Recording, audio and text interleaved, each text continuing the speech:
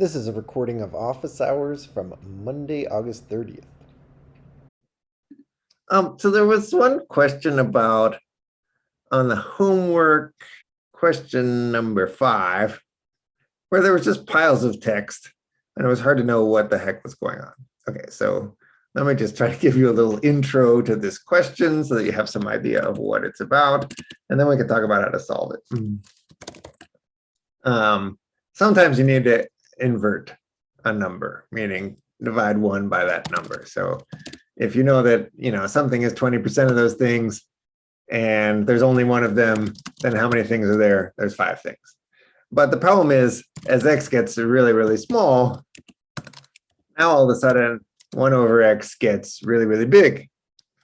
You might wonder why this doesn't round up to 100,000. Well, we'll talk about that later, or maybe in 61C, but just ignore that fact and focus on the fact this is a big number. So the idea behind this limit is that you would invert x just by computing 1 divided by x, but maybe you don't want to get it too big.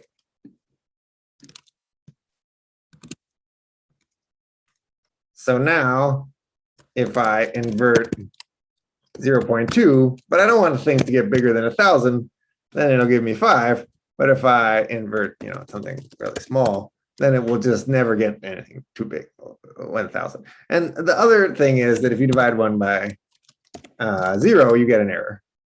But if you invert 0, you don't get an error. You just get whatever's the limit, right? Because as the x gets closer and closer to 0, you get a larger and larger number. Well, this caps it at 10. Okay, so, and change, it's similar. It just does a different mathematical operation. So instead of 1 divided by x, it does like some other thing. The story here is that we wrote 2 functions that have exactly the same body, except for one little bit that's different, which is this expression and this expression. But we still had to type all the other stuff too. And the story behind this question is, couldn't we just take the parts that are common, give that result a name? Z might be abs y minus x divided by x. It might be 1 divided by x. We'll just call it z, and we'll say, in either case, what we want to do is check if x is not equal to 0, then we compute min of z, whatever it is, and the limit. Otherwise, if x is 0, then we don't want to do that. We want to just return the limit. And once we've done that, couldn't we just call this function?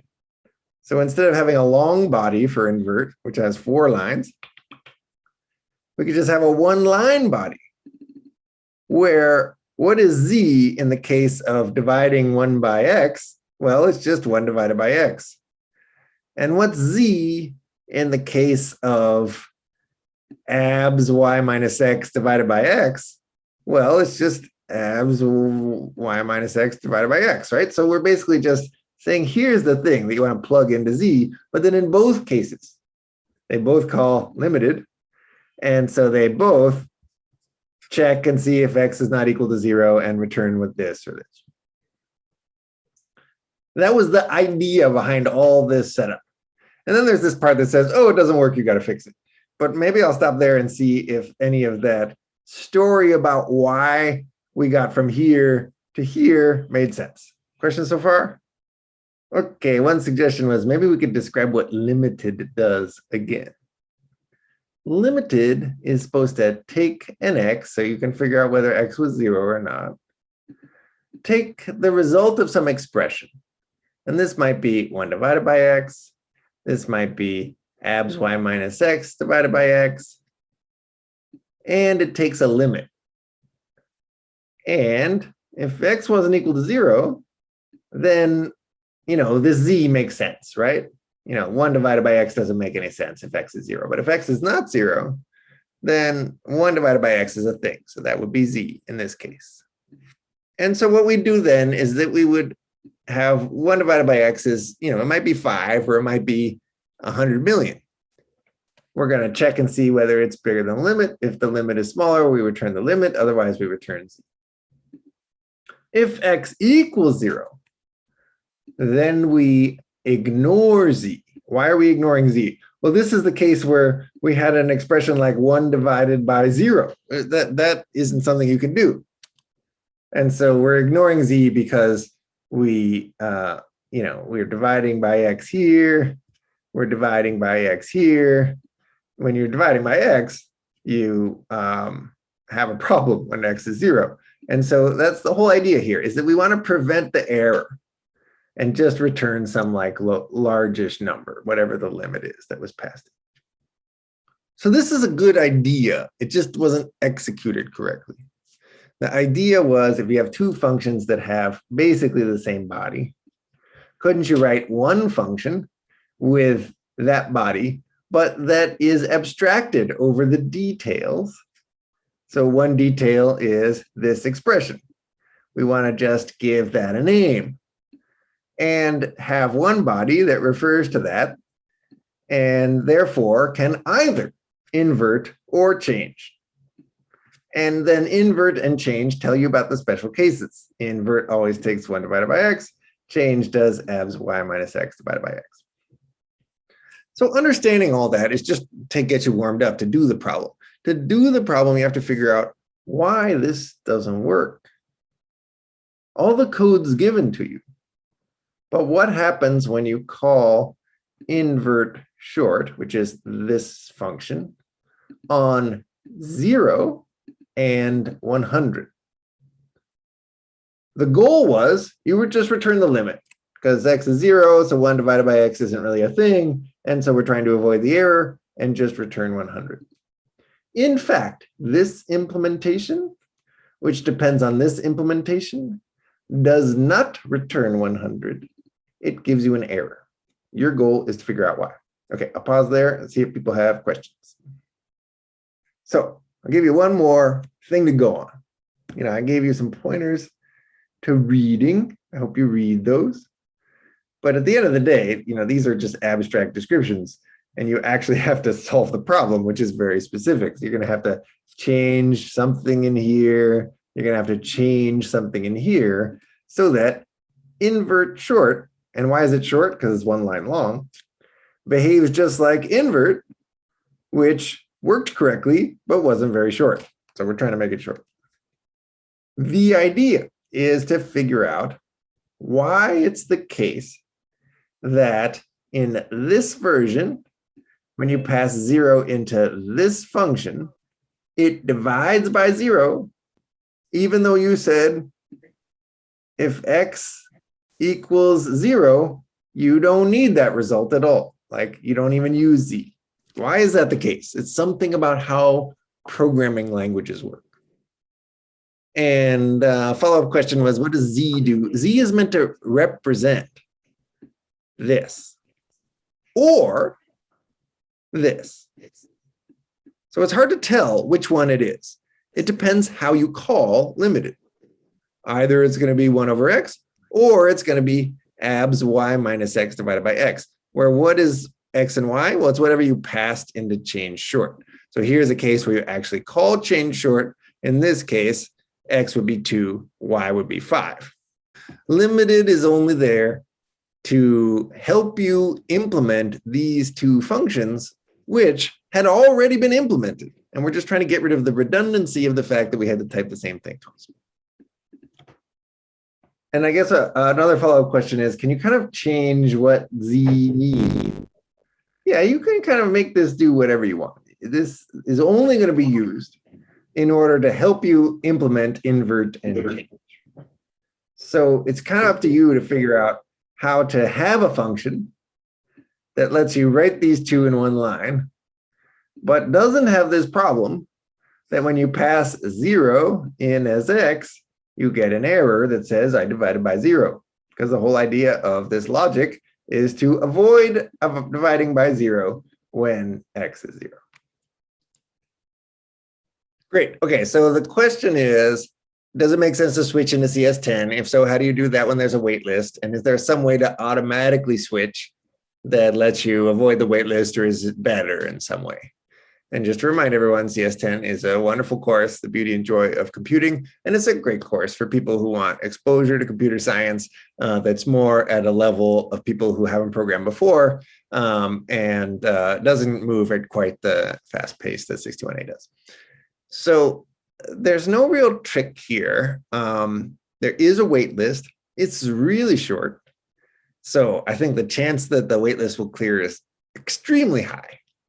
But in general, there's no like special way to move from 61A into 10. The way you do it is enroll in 10 and drop 61A through the regular enrollment system. And there's no way to like skip the wait list. I'm sure everyone on the wait list was in 61A and then tried to switch to 10. Because there are several students that do that every semester, which is a good idea if you haven't programmed before and what you want to take is CS10. So here's what I would suggest so that you have zero risk, is that you should join the CS10 waitlist and start going to CS10. And if you really want to make sure that you're not stuck with no course at all, you could also continue going to 61A and try to participate there and wait until you're off the waitlist at CS10. So basically take both courses for a couple of weeks. People do this a lot and it's fine, but it's twice as much work because you're in two courses at once.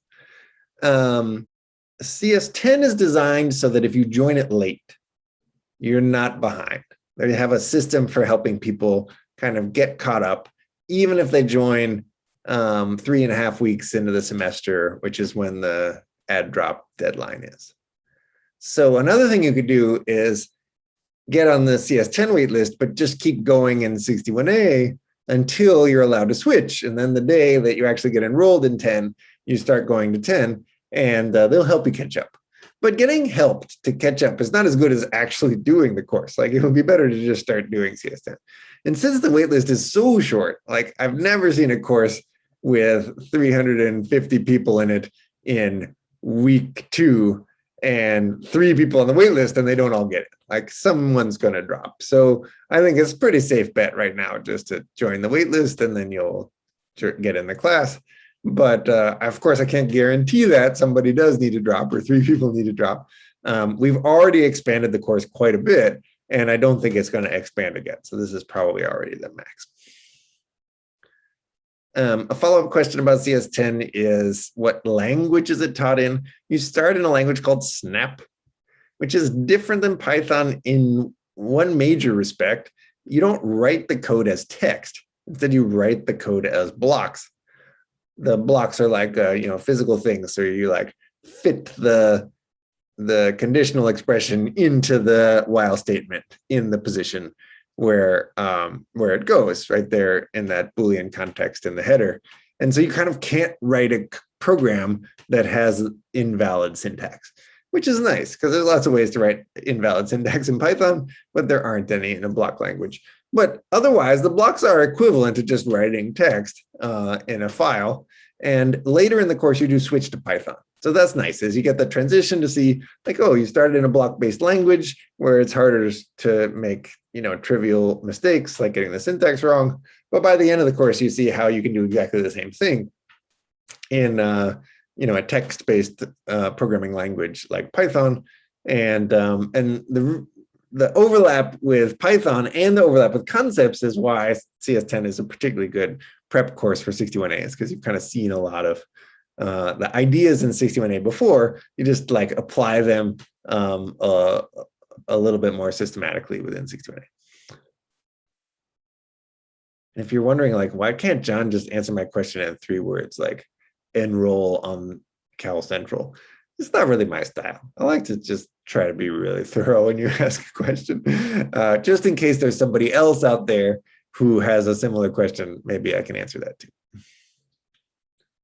Okay, here's a question, which is how do you add extensions into VS Code? So there's lots of different text editors and they're all great, but VS Code is particularly great. So you can use that. An extension basically changes the way that the editor works. There's a lot of extensions that exist on the web already, and you just type which ones you want, and it gives them to you. So you can see the set of extensions that I have installed is a very short number. I have one that allows me to edit in the way that a different editor called VI works. And what's different about VI is that there's keyboard shortcuts for all kinds of movements. So if I want to go to the second E from where I am, I can I typed the wrong thing. If I want to move to the next word, there's a button for that. If I want to move to the first E, there's a button for that. If I want to move backwards to an L and highlight them, there's a button for that. Okay, so there's ways to move around using the keyboard, which I like. And so there's an extension for that. And the way you get it is to click on this extension tab, find the one you want, click it, and press install. Except in this case, it says uninstall because it's already installed. And that's kind of it. I don't recommend adding tons of extensions, but you could add a few. In this course, we won't just work in Python. We'll also use a language called Scheme. And so I added an extension for that. And I added one that helps me write documentation. And I added one day to try out a different language framework for JavaScript that I never use, and I haven't used it since. So I might as well uninstall it. Okay, there it goes. There's a stage in life where you want to spend a lot of time customizing your editor.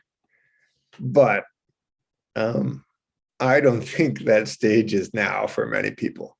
In fact, I've never reached that stage. I'm basically happy learning how an editor works, mostly according to its default configuration, and then becoming more practiced at using it. And that means that if I switch computers, I already know how the system works. Other people really, if they're just programming, 20 hours a week, every week, then it might make sense to perfectly customize your editor to make you, 5% faster. You can do that. And editors certainly allow you to do that because they were built by programmers for programmers, so you can program them. But it's probably not the best use of your time at the moment. But of course, if it's fun, then just go for it. Okay, someone's asking about running Python for a particular question and it not working. So let's just go through that process really quickly together. Okay, so you've downloaded the homework, you've gone and found it wherever it is, moved into that directory, and you can run OK. And then it's going to ask you who you are and stuff like that. When you run OK, and exactly how you invoke Python might vary, but this part is always OK. It's going to run all the tests for all the questions in the assignment, but usually you're just working on one particular question. You're working on 2 of 3. So you just want to run the test for that one. If this didn't work, running it for the whole assignment, then running it for a particular question isn't going to work either. And usually the issue is that you're in the wrong directory or something like that. But notice that we got different output. The first time it was running the test for question 2. There's no test for question 1. And this time it skipped straight to question 3, which was called 2 of 3. And that's exactly what it's running. So it was supposed to be that when you find a squared plus b squared for the smallest of x, y, and z, you're meant to get 1 squared plus 2 squared is 5. But instead, we got a huge mess. Okay, let's make sure that everyone can read this, because that's an important part of learning how to solve these problems. When you see something that says traceback, that's telling you where the problem happened, line 42 of homework1.py. And then it tells you what went wrong at the very end, a name error, which is one of the many things that you can do to cause Python to complain. It says name blank is not defined. And what the heck is name blank? Well, in the code, we put a blank and it's thinking, oh, that's a variable name like X or Y. And it's not defined yet because you never said underscore, underscore, underscore, underscore, underscore equals 7. And so it's giving you that error.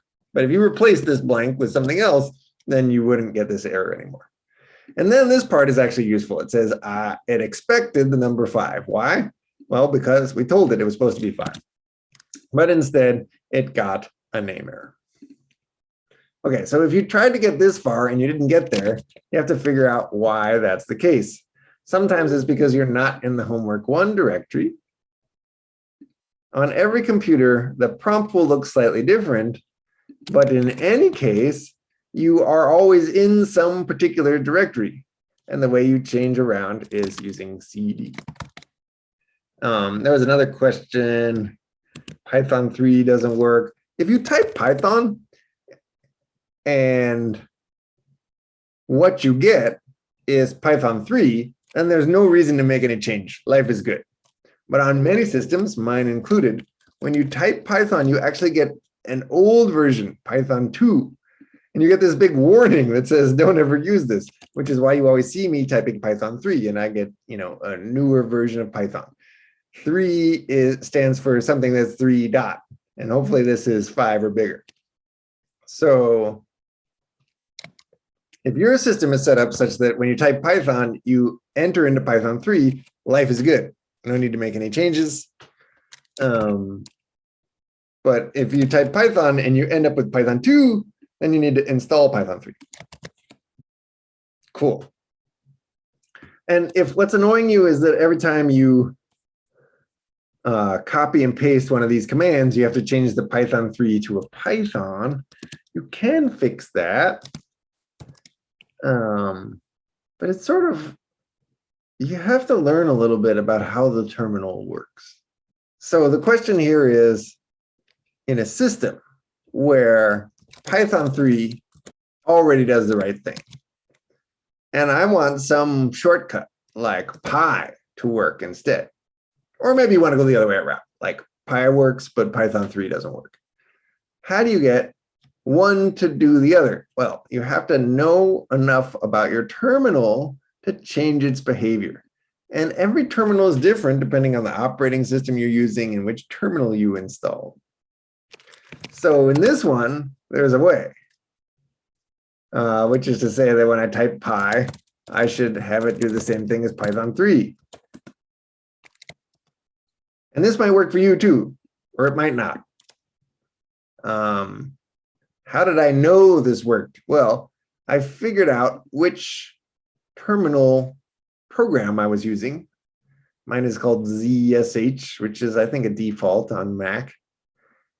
And then, you can Google around and say, how do you alias one command as another in ZSH? And it will tell you how. This is how you happen to do it.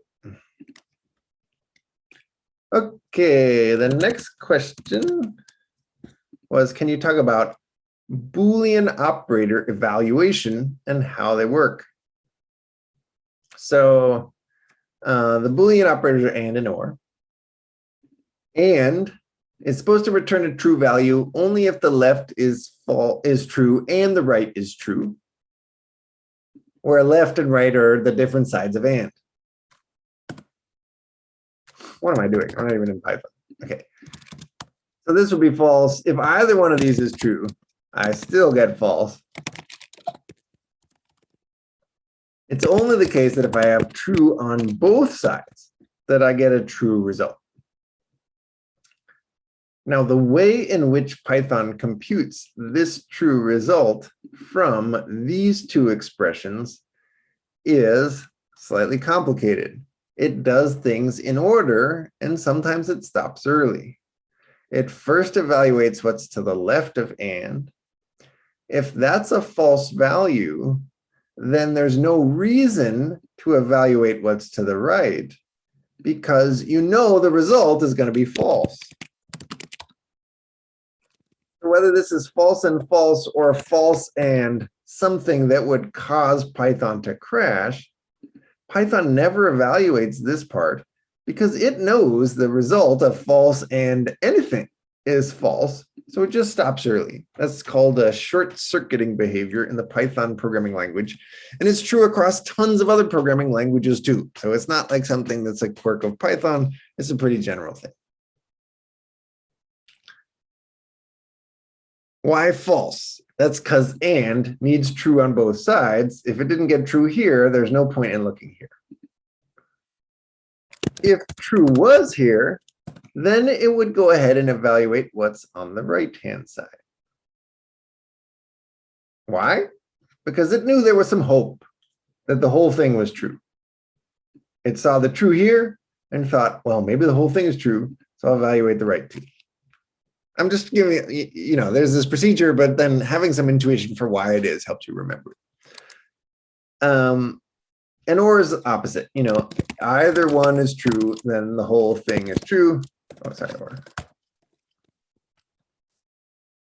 So if this is false, the whole thing might be true. It needs to evaluate that side too. But actually, with or, if the left side is true, then there's no reason to evaluate the right side, because if the right side's false or the right side's true, you're going to get the same answer anyway. And so Python doesn't even evaluate it. It just skips this expression and returns the value of this expression.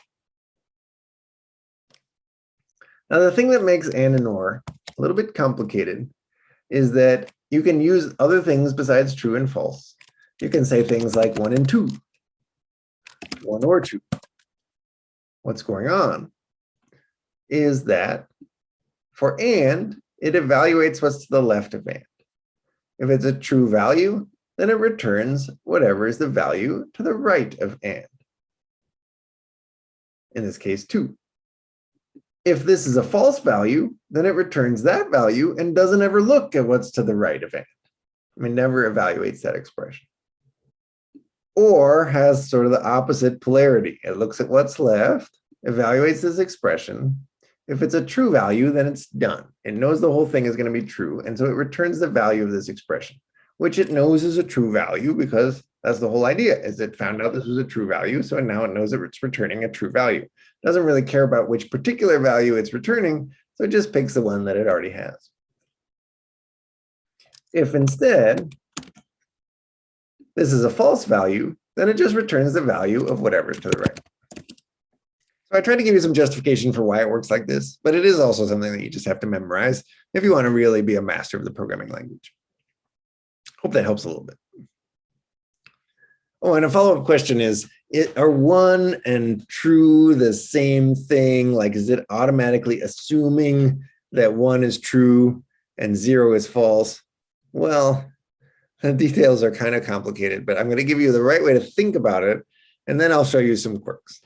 The right way to think about it is that different values can be false values or true values. And the particular values, capital true and capital false, are just particular examples of the whole set of possible false values. And true is an example of the set of possible true values. And in addition to true, there are lots of other true values like 3 and 1.5. And how do you know if something's true? Well, it's not one of the false values. The false values is a very limited set. It includes just the number 0, the special value capital false, and some empty things like the empty string. So there's a very limited set of things that are false, which is basically empty stuff. And then everything else is true. Once you have this notion in your mind that there's false things and there's true things, then you'll probably analyze, that's basically how Python is designed. And so then you can analyze every case correctly. You just memorize what's false, everything else is true, and you think about, is this a false value or a true value? But it's not the case that all true values are the same. Like 3 and 2 are different values, they just both happen to be true values. Okay, so now what about the quirk, which is there's some special relationship that the false value has with 0 and the true value has with 1. And this is a weird feature of Python, which is that if you use true in arithmetic, it behaves like 1.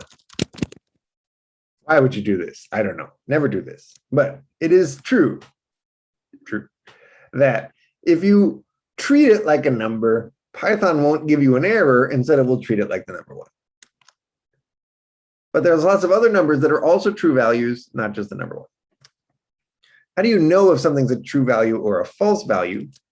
There's a built-in function, bool, standing for Boolean, which will tell you for any value, whether it's a true value or a false value, by returning either true or false.